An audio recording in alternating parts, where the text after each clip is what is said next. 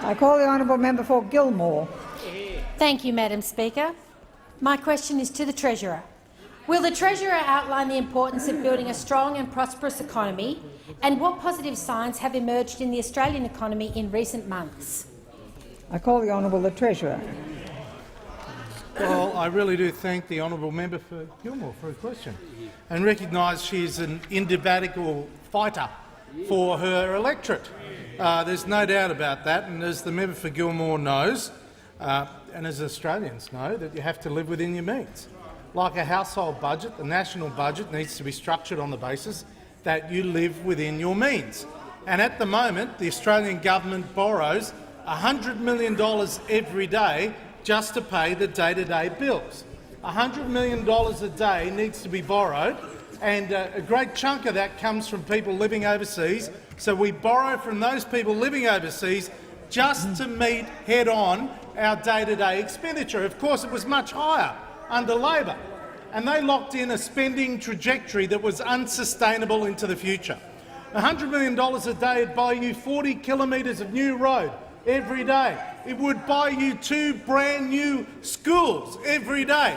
And in a week you get a brand new major teaching hospital, but instead we are borrowing $100 million a day just to pay our day-to-day bills. And it is clearly unsustainable. And only one side of politics has a plan, that is the coalition. We have a plan to meet head-on that challenge and ensure that we as a nation get to the point where we start to live within our means.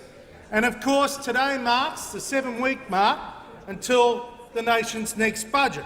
And the focus of the 2015 budget will be to build a stronger Australian economy. The budget will be responsible, it will be measured and it will be fair. And initiatives in the budget will be focused on jobs, on growth and opportunity, and initiatives will be focused on how we can do more to help Australian families and to help small businesses, because after all, small business represents 4.5 million employees in Australia. And it's the small businesses in Australia that are going to be the job generators and the innovation users that are going to build our prosperity into the future. And of course, if we can do more to help families in Australia through more accessible, more flexible and affordable childcare, then the 165,000 parents out there who actually do want to work but can't work at the moment will have a fairer go. So we are very focused on a number of key goals, but overwhelmingly we want to ensure that the Australian budget works in partnership with the Reserve Bank on monetary policy to work together to ensure that we build stronger economic growth in the Australian economy in the face of headwinds from overseas, that we create more jobs and we build greater prosperity to the benefit of every Australian household. I call the honourable